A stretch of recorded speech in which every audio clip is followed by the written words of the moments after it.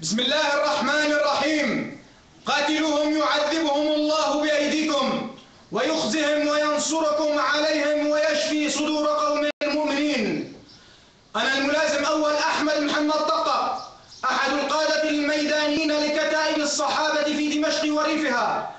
أعلن باسم كتائب الصحابة تنفيذ عملية من قبل سرية المهام الخاصة التابعة لكتائب الصحابة، حيث قامت هذه السرية بعملية أمنية متقنة على مدى شهرين بمراقبة أشخاص خلية ما يسمى إدارة الأزمة في سوريا، حيث قام أحد أبطالها بداخل المكان بعملية أمنية متقنة وقام بقتلهم بطريقة معينة أتحفظ عن ذكرها الآن.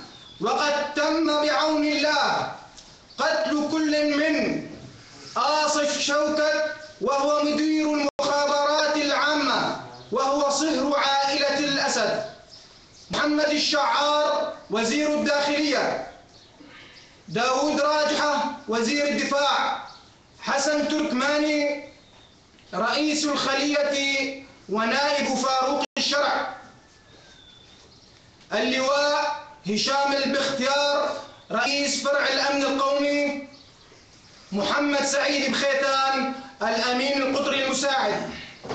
ونعلنها مدوية أننا ماضون حتى إسقاط هذا النظام.